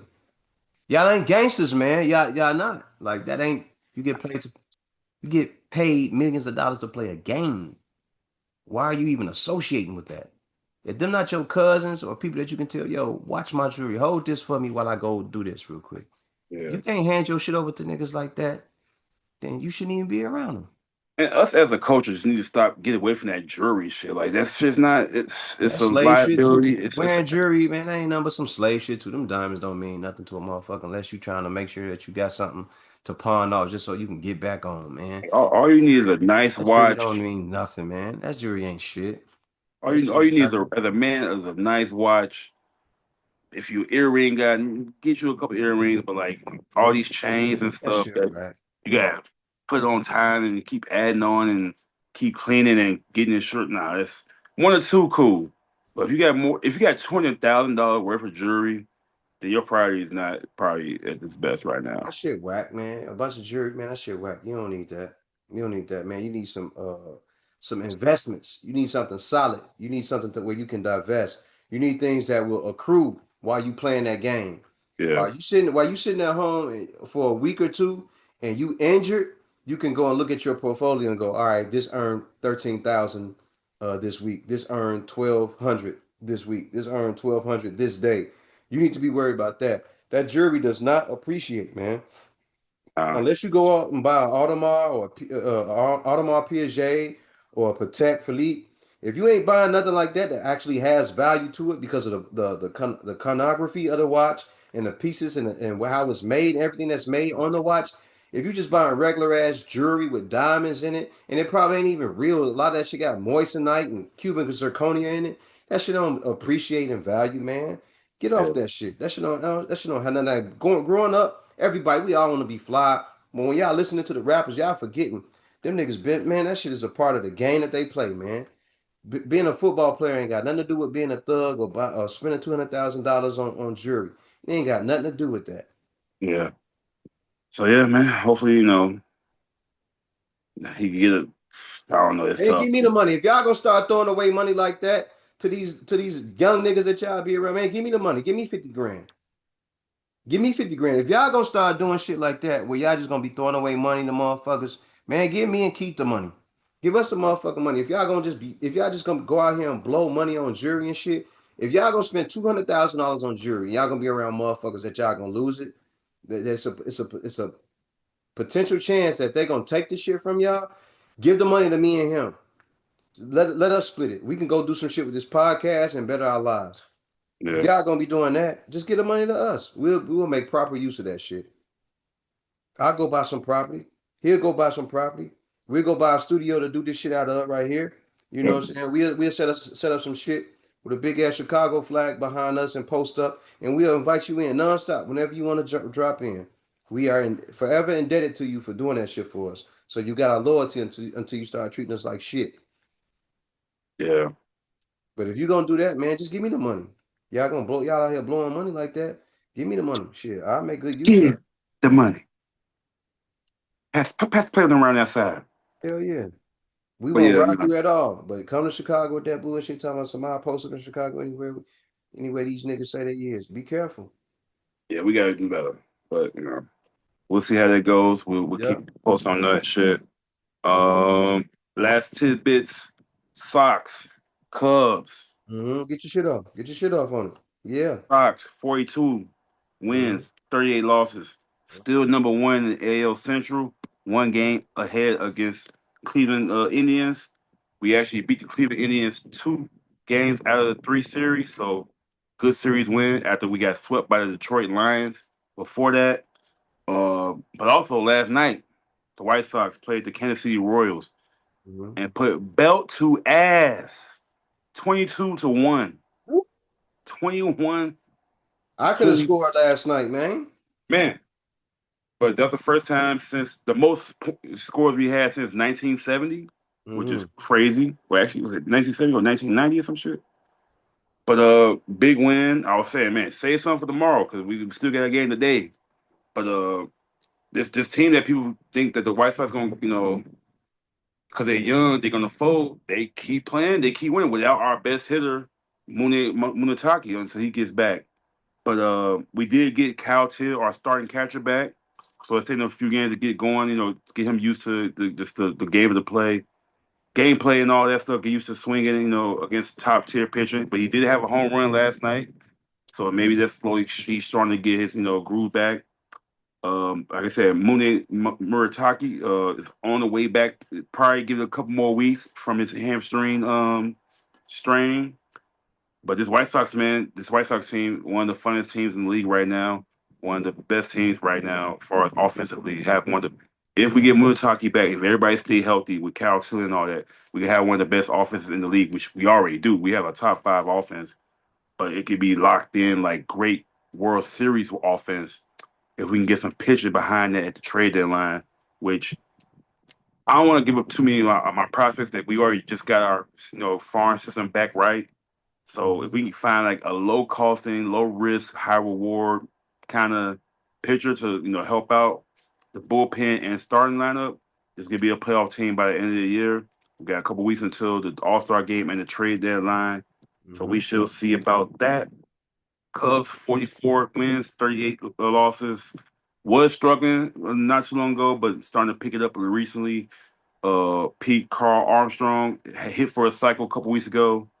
But he's hot right now. He's tearing it up. I ain't gonna lie. He's helped turn their wins back around. Started winning some games. They 7-3 in the last 10 games. And the next time that the White Sox play the Cubs is in August. So the next crosstown matchup will be in August. Looking forward to maybe possibly going to one of those games up there in Wrigley. Talk my shit. Yep. Um, But then everybody's talking about how much PCA hitting a cycle was a big thing. Yesterday, our whole team hit for a cycle. We had a one home run score, a Hmm. two run home run score, a 3-run home run score, and a Everything grand should have been. slam. Hell So yeah, that's a everything should have been done on that. that's a whole team. So that just showed me that our team is like just we just locked in right now as a good team. Even have how youthful we are, the coaching, the team, the players are locking in and coming together and taking this shit seriously. And we putting the belt to ass. We giving people hell, Yes, and sir. Yes, so sir. hopefully we can keep this going so we can actually make the Run playoffs. them wins up. Run them wins up. We need more wins, man. So, and I think with the Bears being hot, was being good last year, showed the city like, hey man, if this we can get all our teams back good, at some point it could be, a great time in the city. And with this right now in the summer, the city back popping with the Cubs and Sox being good. We just Yes, had sir. Juneteenth weekend last weekend. It was Black Yacht week, weekend going on. Yes, But sir. also one last thing, Chicago Sky, 6-12. We finally, we went through a bad 6 game losing streak where we was losing close games, some nail biters. I went to one of those games against New York Liberty. We lost by one. Could have won that game. Mhm. We lost to the Dallas Wings, which we was up most of that game, but choked the way the last 4 or 5 minutes to them. Even the players on the team was like, I don't know how we won this game, but we did. But yesterday I went to the game against they played Portland Fire. We beat the shit out of them 124-94, 30 piece. Okay. But Ooh. also Camila Cordosa made history last night. She had 30 points, but she went a perfect 13 of 13 of field goals. WNBA history is the first time somebody ever went Oh perfect wow. on a 30 piece like that. So to have that in the history with Camila Cordosa, which we beat them convincingly, even though they kind of come back a little bit in the third, but we took off in the fourth. Keep playing through Camilla, inside out. Even though Mhm. they had a couple of bigs, but they wasn't as big as her. But like when we do play bigger teams, keep going through her. But it also depends on her to like keep hustling down the court, keep running, and the players looking for them. 'Cause they kept looking for her. Even when there's some pass, I'm thinking, oh, why you make this pass? She caught the ball, laid it up. Like, man, okay, if we keep doing that, this team could be back good. And also, I don't know how or why, but we got a rookie named Sydney Taylor. She had 29 points last night, but she been a, a great pickup. She was undrafted. She went undrafted. I don't know why. Ever since she been on our team, she been hooping. She been filling in that Rakia Jackson void of scoring. But she is Mhm. a rookie, so like she going through the rookie wall, not wall, but like adjustments. But 29 points, her and Camilo 30 them the 30 piece. I think I want to say Skylar Diggins had like a double double almost, if not close. She had like 7 points and 7 assists by halftime, but like I'm assuming she's probably like 10 and 10. But team could be good if we just actually keep building the pieces. We got a lot of injuries, so it's like this team could have been a good team had we not had got hurt with Rakia Jackson, DeJounte Carrington, and a couple other players. So looking to see what they do the second half of the season.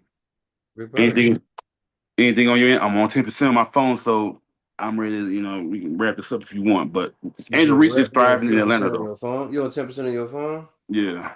That's fucked up, man. How you get to 10%? You ain't been doing it all day, have you? Nah, just well, this goddamn recording it killed most of this shit most of the time. Burn this motherfucker out. I guess it do. So listen, ladies and gentlemen, tonight is the fight. All right. It's Xander Zayas, that's reigning champion with the WBO and the WBA titles at 154 pounds. He is a current champion, and he is going up against some guy that I like to think is one of the better guys in boxing all around. His name is Jerron Boots Ennis.